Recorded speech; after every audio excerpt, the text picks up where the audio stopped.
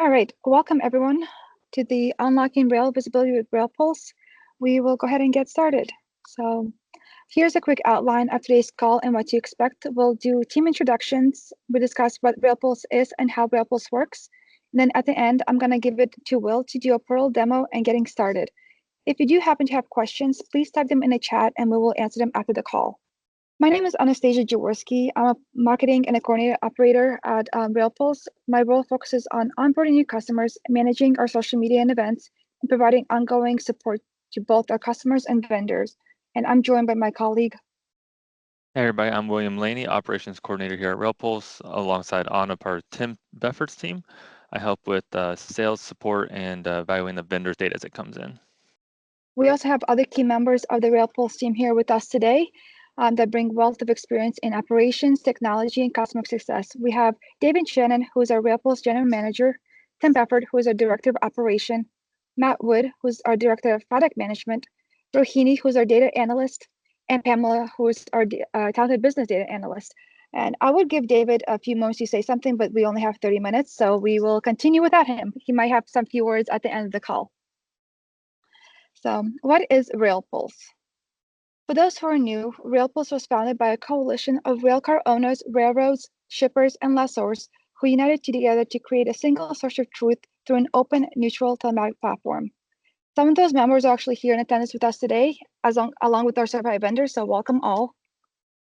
By fostering collaboration across the rail ecosystem, RailPulse leverages GPS and sensor data such as load empty, open close, and handbrake, provided by our certified vendors to deliver powerful insights into your railcar status and movement.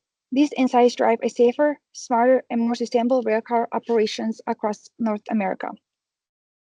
RailPulse was created to solve a major industry challenge: lack of visibility into railcar location, condition, and health.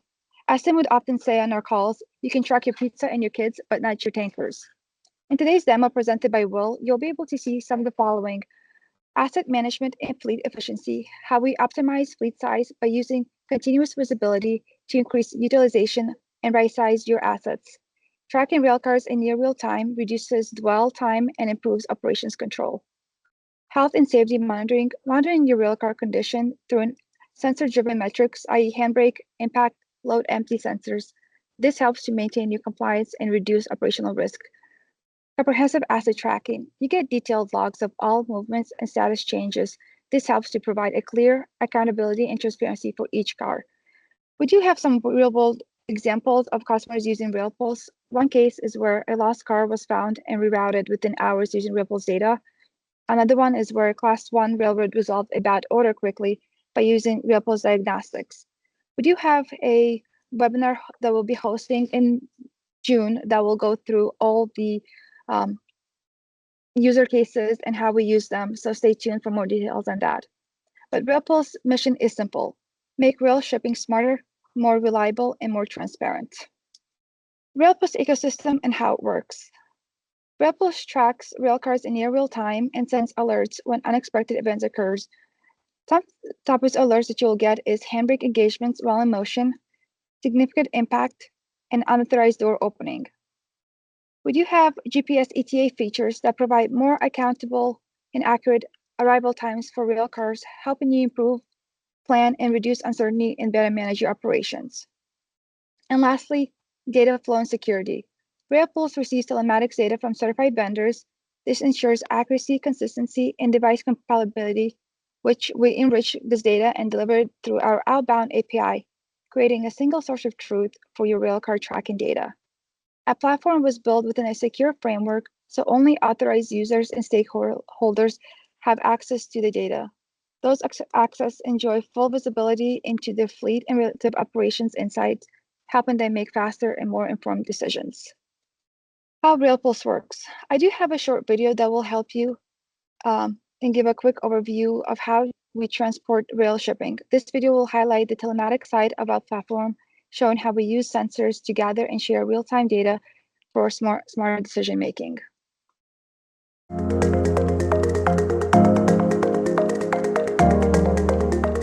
In today's fast-paced digital world, shippers require real-time visibility into their supply chains. Accurate data about railcar location, condition, and health is a must. Until now, railcar owners have worked independently to implement telematics technology and sensors, but the process has been slow, and data is disjointed and incomplete, and often create data gaps that make it harder to compete. Shippers questioned the data, and customers were frustrated. Until now. The RailPulse Coalition was formed by a group of forward-thinking railcar owners who saw a need to accelerate the adoption of railcar telematics and establish a unified, industry-wide technology platform to improve safety and efficiency of the railcar fleet and enhance railcar visibility. RailPulse provides the real-time tracking solution that helps drive improved service levels, visibility, and safety industry-wide. RailPulse Telematics Platform provides data in 3 key areas. By knowing the accurate and timely location of railcars, shippers can use geofences to gain valuable insights on their railcar's location, improve security, and enhance overall efficiency. This immediate feedback is valuable for decision-making and responding to unexpected events. Railcar condition. For shippers, having a comprehensive understanding of the condition of their rail cars is vital to guarantee the safety and condition of their cargo, adhere to regulatory requirements, optimize costs, and maintain dependable operations. And railcar health. Monitoring railcar health offers a range of benefits for shippers, including enhanced safety, optimized maintenance practices, and substantial cost savings. By leveraging railcar health data, railcar owners can ensure the safety and integrity of their railcar fleets while simultaneously improving efficiency. Here's how RailPulse works. Railcars are equipped with a standardized set of telematics sensors to collect and transmit data to the RailPulse platform. The standardized installation process covers all different railcar types, and members can tap into a list of pre-vetted and certified telematics vendors. Once equipped, real-time data about railcar location, condition, and health is generated from the railcar's sensors. This data is securely transmitted to the cloud, where it is enriched with other railcar data, standardized, and securely stored. That data is then delivered to the shipper, allowing them to view their railcar data on any device. Equipping shippers with these invaluable insights amplifies their supply chain visibility, but also helps them make swift and well-informed decisions. As an industry-wide, end-to-end platform, the RailPulse Coalition serves the entire community of rail shippers, railcar lessors, and railroads. Join the RailPulse Coalition and be a part of this important rail industry transformation. Visit railpulse.com today. RailPulse is a technology platform that was delivered in real-time rail location, condition, and health data through GPS and telematics sensors provided by certified vendors. It offers a single source of truth for shippers, lessors, railroads across North America, enhancing fleet performance, visibility, and safety to keep supply chain moving efficiently. Now I'll pass the mic to Will, who will be showing you our portal and how it works. My name is William Laney. I'm operations coordinator here at RailPulse. I help with the sales and support side of things here at RailPulse, as well as the vendor certification side with verifying the data that the vendors are submitting here. All right, I see it. Thank you, Ben, for sending that message that you can see my screen. So with that said, I'm going to go ahead and get started with the demo of the RailPulse system. But before I do, I just want to clarify that all the data in this demo system is real railcar data, but it's all obfuscated, so you're not going to see real railcar numbers or real waybill information, for example. But it is real railcar data you're hearing. This is railcars that were specifically granted from our member companies to share in a setting like this. With that being said, this is the home page of the RailPulse website. So you'll see how many cars you currently have moving, idle, and total rail cars you have visibility to in this platform. The moving and idle is vendor dictated field, so the sensors that are on the rail cars from the different vendors are going to be sending us messages saying if the rail car is currently moving or idle, and that's where we're going to be displaying that at the top. And right here below that is going to be your rail car map. So you'll be able to see where your rail cars are located across North America. You can start clicking through to see a little bit more detail about where these rail cars are. So right here, I'm going to zoom into this shipper's location. And Right now, we're telling everybody that will have about 30-foot accuracy with the different vendor sensors. However, we are working with our vendors, and a couple of them are potentially coming out with track level visibility this coming year, which is going to be hopefully within that 7-foot radius. So you'll actually be able to see if it's on track 4 versus track 7. But right now, we're telling everybody you have about 30-foot accuracy. So for these rail cars, you'll be able to see, say, maybe it's in the storage yard, or if you want to know if it's in your loading area versus possibly your own unloading area. So we're telling people 30 feet accuracy, and it's tell you that general part of the yard that it's in. And you'll notice these little blue lines on this map as well. These are going to be geofences. And I'm going to pop up here above to the Illinois Railway Museum as a good example of how you can outlay those in the system. So you can get as granular as you want or as broad as you want, as shown here. So if you wanted to get very broad, you could split up the North America and say, I want to see the East Coast versus the West Coast and split the United States in half and see where your rail cars are. Or you can get very granular and say, these rail cars are in the on-site repair facility versus the storage facility, or maybe even your cleaning rack area. And with that, RailPulse will also have times when record the times that the rail cars enter those geofences and exit those geofences as well. That way you can track and see how long your rail cars are sitting in your loading area, for example. And we'll also get into dwell geofences here shortly as well. With that being said, I'm going to switch over to our railcar list screen. So what this is a gridded view of all the rail cars you currently have visibility to in the system. And in RailPulse, whenever you see this gridded view, it is always going to be exportable. That way you can play with the data as you see fit outside the RailPulse system. And so on the screen, you'll be able to see what rail cars you have, the current car types of the cars you have in the system, as well as the current location and the last reported timestamp as well, so you can see how timely that information you are seeing in the system is. And next up, we have transit and movement state. So a key difference for this is for transit state, you will be able to see it's more of a geofence-driven movement state. So this is probably more traditional, what you're used to seeing with the CLMs, for example, knowing it's in this customer's yard, for example, but not what section of the yard.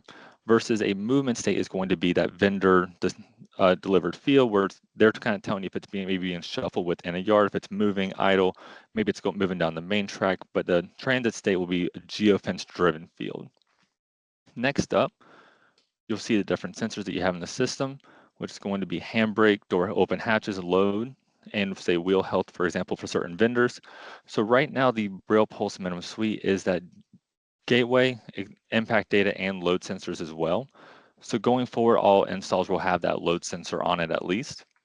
And you'll be able to see that compared here in the system to the CLM.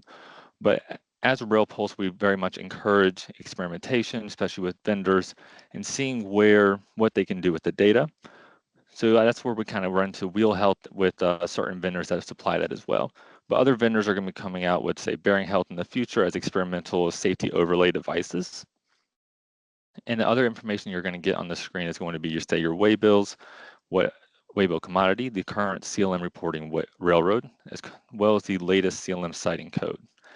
And then over here, you'll have visibility types, which will tell you why you are seeing that rail car. So one of the big items about RailPulse is the data sharing aspect. So sometimes if you're a shipper, you will see the data because you were on the waybill, versus if you're a railroad, sometimes you'll see that because you're the railroad party to route. So there's different reasons why you might be seeing that data, but we'll show that here, show you why you're actually seeing that data.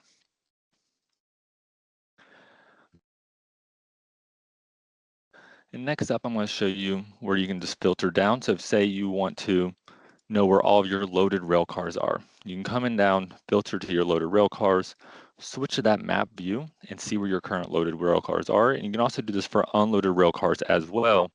That way you can do some production planning and seeing where your rail cars are, especially if you're in need of a car and trying to make that decision whether or not to go to trucking or you're going to be able to stick with rail. Next up, I'm going to show you the actual data you'll be able to see for a given rail car. So you'll be able to see the rail car number, as well as the rail car type, any fleets you have assigned to it, as well as some general weather information. And right here, you'll be able to see the state overview for that rail car. So for loaded, you see this little plus symbol. You can click on it and be able to compare the telemetry load versus the CLM load. And telemetry is that device driven from the vendors, which we are seeing about a 24-hour on average difference between knowing the telemetry load versus the CLM load on the loaded side as well as the unloaded side as well. And then right here, for example, you'll be able to see wheel kips for this car. And then for this car as well, you'll be able to see wheel kips, and then you'll see waybill and CLM information down below. And then right here on this map, you're going to be able to see where your rail car is at all times. So this date frame that I have chosen is 4/1 to 4/24, just today's date, to show you the journey of this rail car. And then I'm going to go ahead and zoom in around the Chicago area. So from right here, these little pink dots are where you're currently getting your CLM readings. So from Spring Valley to Chicago to South Bend, you can see there's very few CLM readings. But this blue line is going to be all of your telemetry events from where that rail car was. So I'm going to go ahead and start playing this rail car. So right here in the Chicago area, if you're ever asking yourself where it is and how long it's staying in the interchange, you can start getting that information and setting up geofences as well, so you can see how long those rail cars are sitting there before they move on to the rest of their journey. And another big aspect about RailPulse is our main goal is to get you and your company the data, however that best is. So if it's through the RailPulse portal, that is perfect. We love to see it. However, if your company wants an API so you don't have to manage multiple systems, we also have that as well. So right here on this screen is showing you the curated data set. So what this is when the vendor send us data, the RailPulse is going to do a job of cleaning that data, curating it, and making it this very clean and concise form. That way, before we show it to you or send it through an API, it's a very clean version. And this doesn't matter what vendor this is as well, because part of RailPulse is that vendor certification, mandating the ways that the vendor send us data, and then we'll display it in that same form to where you can see it. In this view, for example, vendors will send us heartbeats of, say, the rail car is loaded, say every 24 hours or every 15 minutes, but we'll clean it into that data that you actually care about, which is when it goes to unloaded to loaded. So we still need those heartbeats, for example, so we know the devices are working, but we understand the messages that you care about, and that's going to be our curated data set.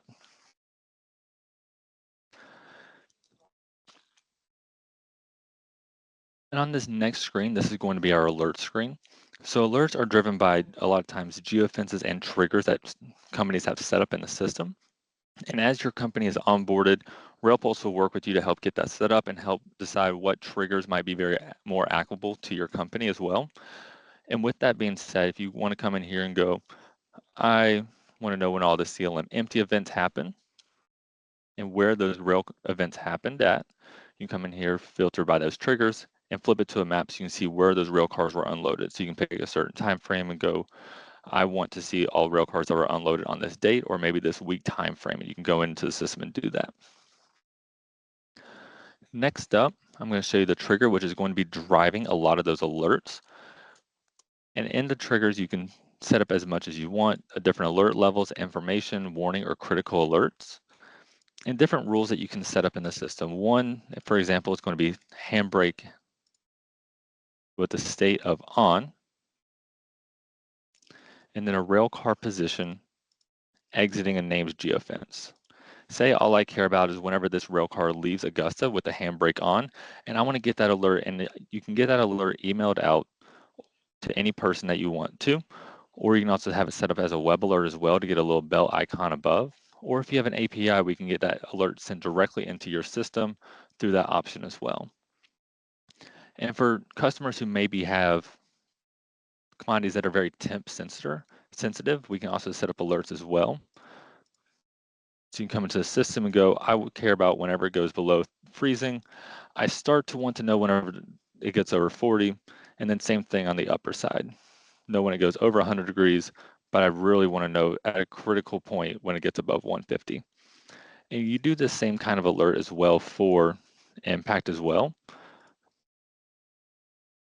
So say you want to be alerted whenever you have an event over 15 Gs, but you really want to know over 30, maybe potentially look for damage. And what we're telling people right now for impact sensors specifically is it's not quite to the point where you can be predictive maintenance on it. So you cannot see an event and therefore there definitely is damage. However, we are finding some uses out of it forensically where if you see damage on a rail car, you can potentially look back at the impact data and go, this is where it might have happened. There still needs to be a discussion there. However, you can still look at it and go, this is a good place to start looking into it. And with that being said, you can do different things with your alerts, especially when you have temperature specific alerts that we talked about above. You can set it to certain fleets. If you go, this chemical fleet's going to have this certain temperature alert versus a different commodity type as well. And you do it for specific rail cars if you only want these 6 rail cars, for example, or you can do it for every rail car in your fleet as well. With that being said, so for geofences, as mentioned earlier, you can get as granular as you want or as broad as you want. So you can come in the system and just kind of draw. So if I want to do all of North Carolina, for example, and I just want to know every rail car that's in there, I can come in here, draw that geofence, and then I can know whenever there's a rail car in North Carolina or leaves North Carolina exited. And then up above is where you can label it a dwell geofence. And a big part of why we did not make every geofence a dwell geofence is we understand there's some customers who might have long-term storage locations where you might not care as much about tracking the time that those rail cars in there, because you understand there's a reason why the rail cars are sitting there for periods of time versus a loading area of a shipper site. You might not want the rail car to be sitting there for very long. Next up, for fleets, you can manage your rail cars by creating different fleets into the system. And you can do this manually as well and say, I want these 4 specific rail cars and create a fleet of those. Or you can come in here and create auto fleeting rules. So auto fleeting rules will be very good use cases if you have, say, a plant manager who only cares about rail cars that are leaving or entering their facility. You can come in here and list off a party to waybill and then type in the CIF number for the location. The CIF number is a customer identification file, which marks that location on the waybill. And that way, that plant manager, for example, might not be seeing their whole fleet of 2,000 rail cars, but only the 200 rail cars that they care about. And then you can come in here and associate certain users to that fleet. That way, that plant manager, for example, they can add themselves to that fleet and they get that filtered view whenever they log into the system. That it's not a security level view, but it is a filtered level view. And then for the rest of the system, for reports and administration functions, we'll be going over those in our June webinar when we're getting into a much more in-depth portal demonstration and training session. So I'm going to go ahead and hand it back over to Anna to share the PowerPoint.